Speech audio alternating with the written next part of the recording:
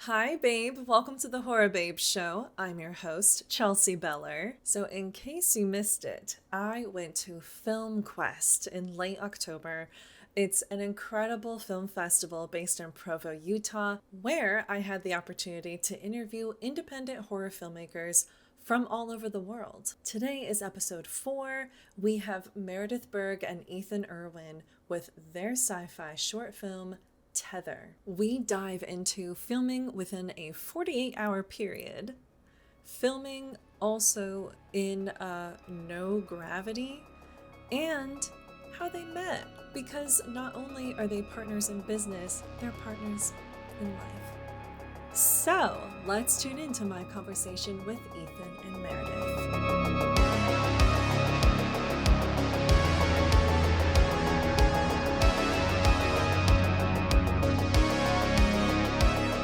Hi, babe. Welcome to the Horror Babe Show. I'm your host, Chelsea Beller, here at Film Quest once again. And today I'm with Meredith Berg and Ethan Erwin. Hello. Hello there. They created the short film Tether, which I'm very excited about. And why don't you guys tell me a little bit about the film and about yourselves? Awesome. Well, my name is Meredith Berg, as she said, and I am the writer and director of Tether. And Ethan here is the producer of Tether. It's a sci-fi short film. It's all in space, which has its challenges. Sure. But it's one woman in the space station who she's kind of working it by herself. It's like a clunker. Think of it like a lighthouse in space. Takes one person, lonely, remote, and she gets a creepy message on the radio. And she doesn't know what it is, but it sounds like someone calling for help. Yeah. So she's like, I got to do something. This clunker of a ship is not ready for it. So everything's going wrong. The engine's overheating. She's going to explode. And she loses gravity. Right. So there's a whole zero gravity action sequence in the film at the climax, which was very fun. I don't know if you want to say anything about it. It was great to work on. We were able to pull together, I think, a really cool team in front of the camera and behind the camera. Among the cast, we have Jeffrey Maya, who's a wonderful actress who plays the main character, Mickey, and she was the star of All American Homecoming on the CW. We have the voice talents of Ming-Na Wen, who was the voice of Mulan and is also in, she was Fennec Shand in Mandalorian. She was in Agents of S.H.I.E.L.D., and we're just so stoked that she came in and did a really incredible voice performance in the film, as well as Sam Levine from Freaks and Geeks and Inglourious Bastards, who is a very small but incredibly pivotal part in the film. And then behind the scenes, obviously Meredith wrote and directed it and did a stellar job. I produced it along with Camille Brown. But one of the things that was exciting is, we've both been working in film for, a few years now. Yeah, X number of years now. And, so we've met all these wonderful people, throughout our adventures. And we were able to get Chelsea Stabell, who was the costumer on Nice Guys, a film that I produced. She came in and did the costume, and she also did Aquaman's costume and Shang-Chi's costume. Like she hand-stitched them. So we were lucky to have her.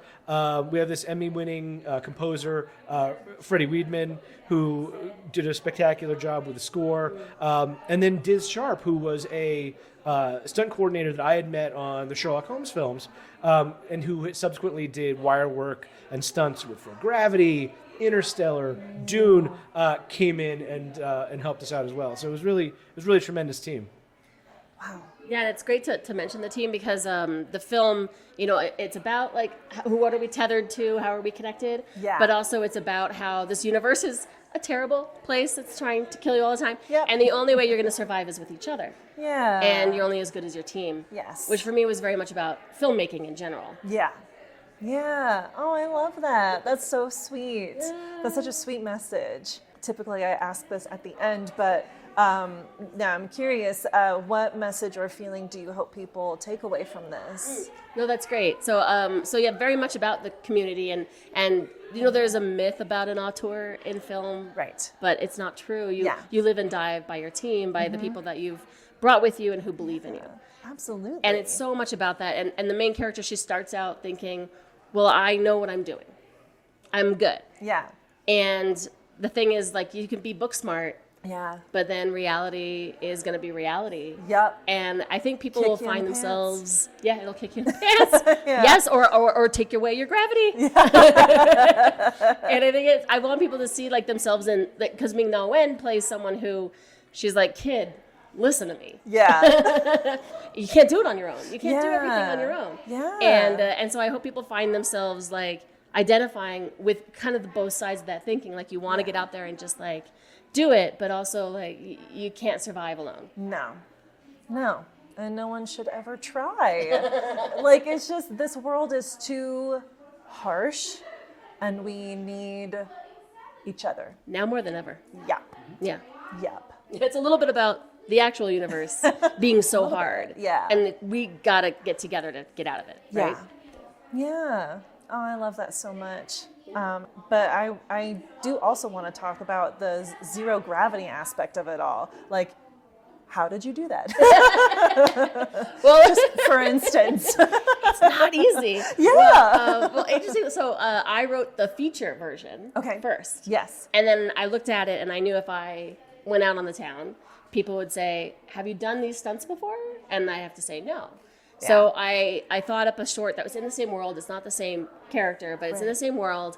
And where she would come into similar problems, and I'd have a reason to learn it and show. Right, yeah. And like he was saying, we worked with this incredible stunt choreographer and coordinator named Diz Sharp. And he worked on Gravity and Interstellar and also Sharknado. We're like, we're a little closer. And but a lot of it's the same approach. And he brought this incredible rig, which was like 25 feet by 50 feet. And the actress had never done stunts, but her character on the CW show was an athlete. Oh, okay. So she's very fit. And we're like, you're going to need to hold your core for like 3 minutes and emote. And she's like, I can't wait. She was so down. Let's do it. She had never done, and she's like, I'm going to make sure I do every one. And she never like tapped out. She did every single stunt herself. She was amazing. What a trooper. And he trained her for like 2 or 3 days. Nice. On the rig before we put the rig over the ship. Sure. Yeah, and put her in the ship. Yeah. And I knew it was going to be we only shot in 2 days. It was insane. It's like a 15-minute film. There's so many stunts in it. And I knew we wouldn't have time. Just thinking about it. Did everyone just go? But I was able to work with Jeffrey, who is also like an amazing theater actress. I think she was like the first Nala in like the traveling troupe of Lion King. Oh my God. So she's got this amazing work ethic, this amazing like toolbox. You have to. And she's incredible. And we just practiced it like a one-woman show in a theater space for a couple days. Then she did the training on the rig, and then we shot. And that was the only way we could have prepared enough to get everything done. It was crazy. Well, if you have a shoot time limit of 48 hours, like, you have to be like on it. Yes. Wow. Oh, it was a great challenge. I like to prepare a lot, like with Excel sheets, and I made animatics from like storyboards, and we communication is everything, which again is a little bit what the movie is about. Yeah, but we were like living the movie. Like, we need help.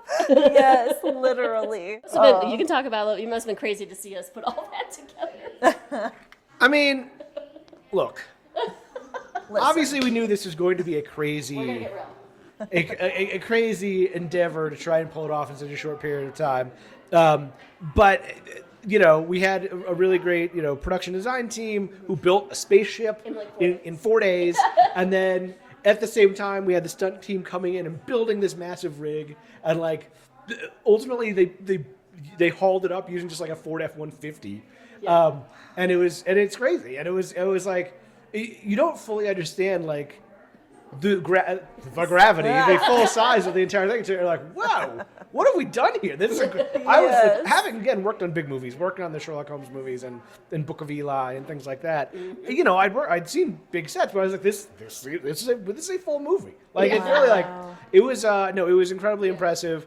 And then the post production period, obviously, that takes a little bit of time for wire removal and all that stuff. But no, just watching her fly around, I was like, this, see the actress jumping from one side of the set to the other, fly, it was incredible. It was truly. I was like, oh, we did it. I could find the whole job of the producer is to hopefully put everything together and make sure that there's no problems, And then once they start shooting, just let them go do it. And it was great to be able to do that.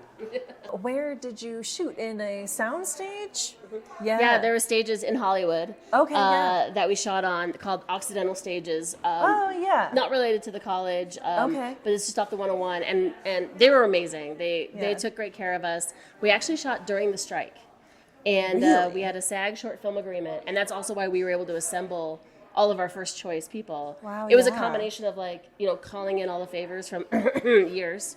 Working in the business, and then on Yes. top of that, everyone was like, "Yeah, I'm free that weekend. Let's Yeah. do it. Like, We're let's all go. free." We're all free." Yeah. And I was like, "It's gonna be SAG minimum. Are you Yeah. still free?" And they're boy. like, "Yes." And so we it was a silver lining in a way of that time period. But the stage Yeah. was just. It was a huge, enormous, like what you do again. Like we were lucky to have all these things that you would get for a feature. Yeah. Just with like a lot of caveats. Like Totally. we were gifted or heavily discounted a techno crane, Ooh, which wow. was so important for like being able to follow her in the air and being able to reset really quick so we could do the next right. stunt. And but we only had it for 6 hours each day. Oh my. So it was like these great gifts, but also it's like this is also going to still be really hard yeah. to work into it. But everyone pulled together, and everyone really took the time to say that they believed in it, and that's why they were there, which was Yeah. so touching. Like it love was. that. I think Chelsea came up to us and said this is her favorite experience on set ever. That's so sweet. And we were like, oh, that's everything I mean, it's so hard to make a movie. Yep. It's so hard Yeah. to make something. Like, don't make it harder. That's our whole Yeah. philosophy. Like, try and have fun where you can. Yes. Try and embrace, try and Absolutely. collaborate, everything that you can. Yeah. So we were lucky that the stages gave us what they gave us, that people gave us, like, their time, people gave us their stuff. Yeah. Very lucky. That's so great. I have very, very minimal experience in that department. And like, I'm always so immensely grateful for when people will just do something because they also believe in your project. It's kind of mind-blowing. Yeah. Whenever anyone said that, I'm like, really? Why? I know I can't sleep unless I do this, but why are... Yeah. But everyone was just as passionate. And you have to it's very moving, but also like they're your partner. Like you have to Yeah. respect them as a partner. Yeah. They're your partner in getting everything done. And that's the beauty of it too. That's the juice. Yeah. Is like what we make is better than I could have made alone. Yeah. The sum of the parts and the whole and all that. Yes. Whatever people say. I got you. Thank you. Yeah. Sponge on what you're spilling. Thank you. I'm gonna start using that. My dad says it all the time. So you two are married. It's true. How? It's true. Actually, I will say, even before you ask, because it's Yeah. crazy. So we've been working together for a long time. Yeah. And one of the reasons we're married is I was accepted into AFI's Directing Workshop for Women program, which is an amazing program, but also very stressful. You're making a short film. There's all these restrictions because you're out of school and you're trying to do all these things with very little money and time.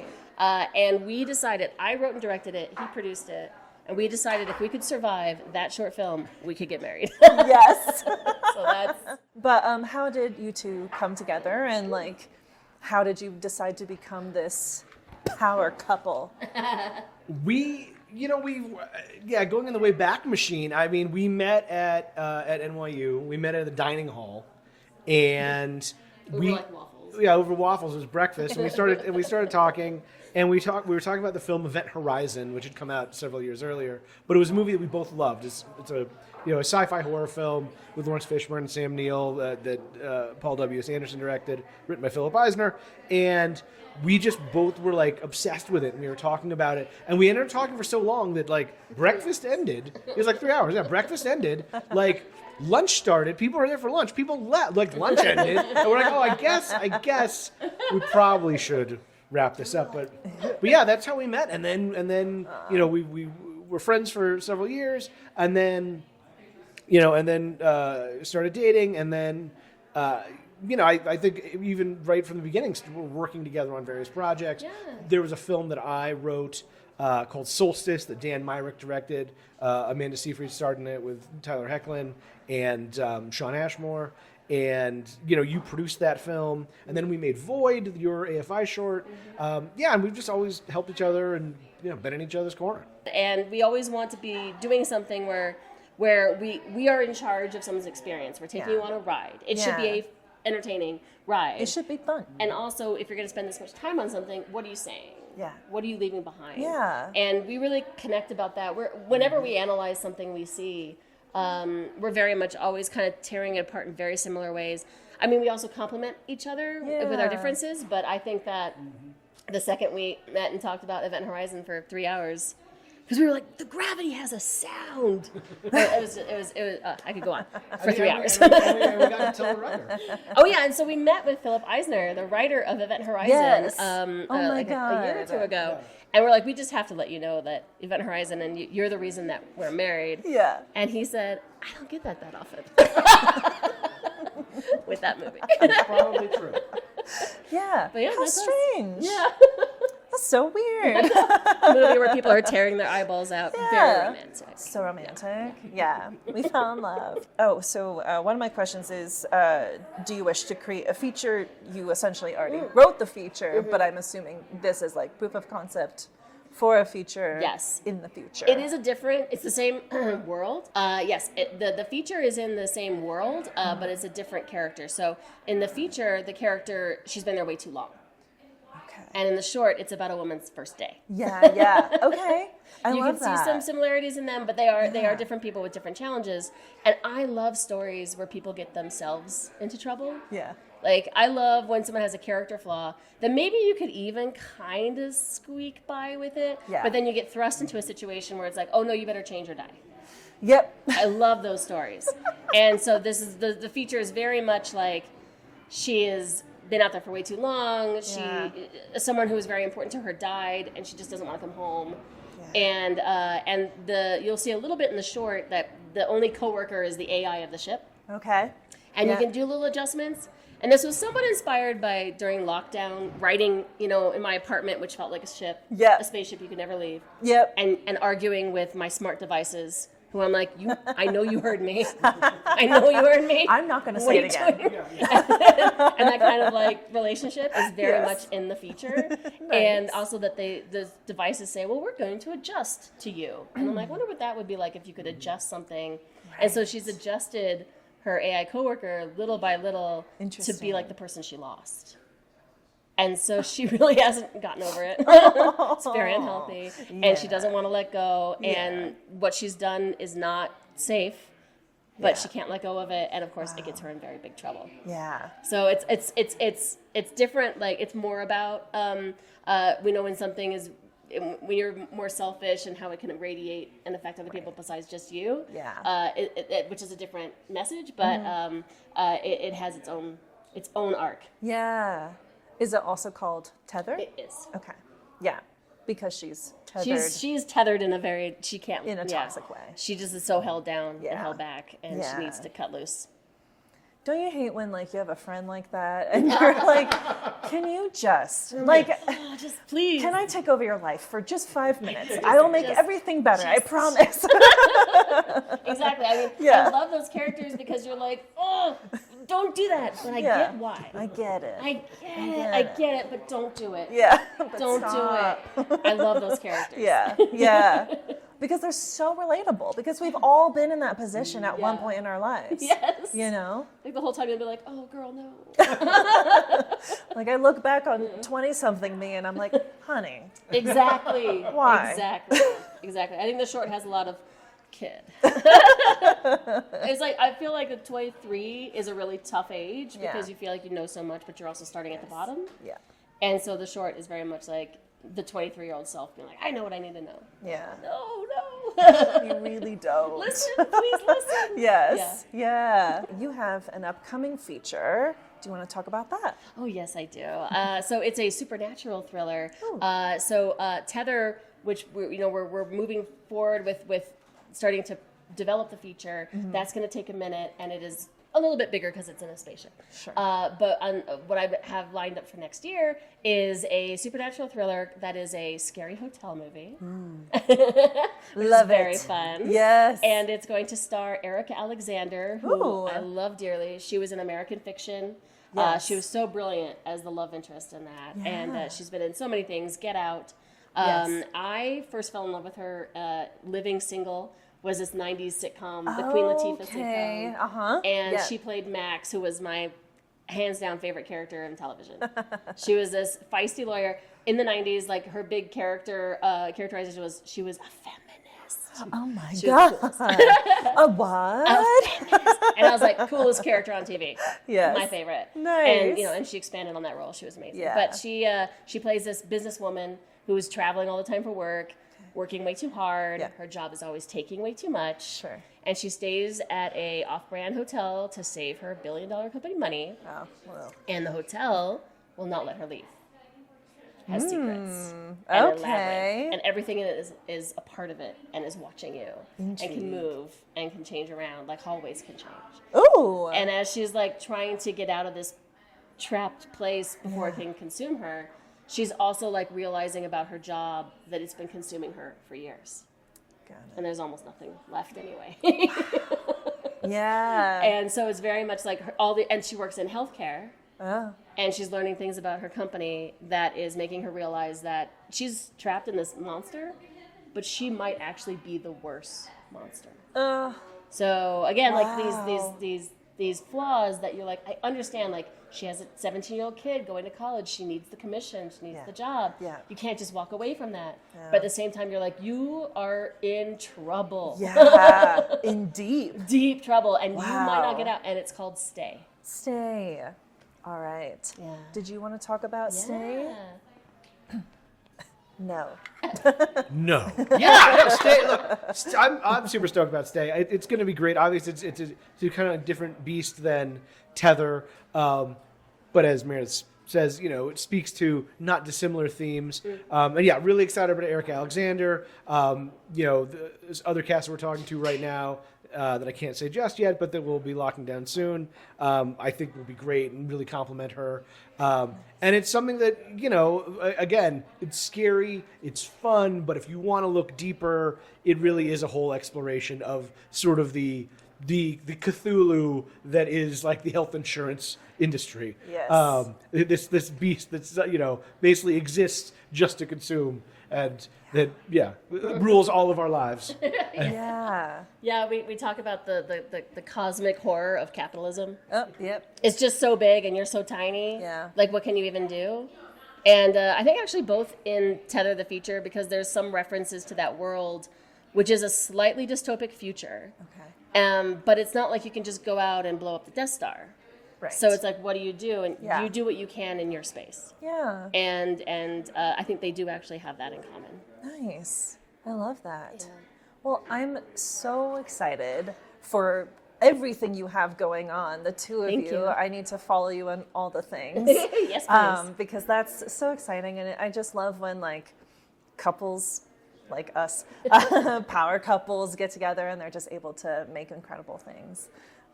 So I'm, again, so excited for Stay and for Tether. Is Tether going to be publicly released? I think soon. Yes, soon. We're doing the festival. We're in the middle of the festivals. Okay. I neglected to mention, by the way, that we've been doing this fall the festival circuit, but the film won Best Short. It's won the Audience Award. It's won Best Director multiple times, both in Legendary Fest, also Sydney Sci-Fi Fest. Meredith won Best Director. Oh Actually, she's gosh. nominated for Best Director here as well. That's at Film Quest. amazing. So I neglected to do my job and shill for the movie, but yes, your it's job. won multiple awards already. But I think that in the next couple months when we wind down the festival kind of run, we'll put it out. Nice. Yay. Yes. Very excited about being nominated for Best Director here at FilmQuest. That's so great. Everyone cross all the things.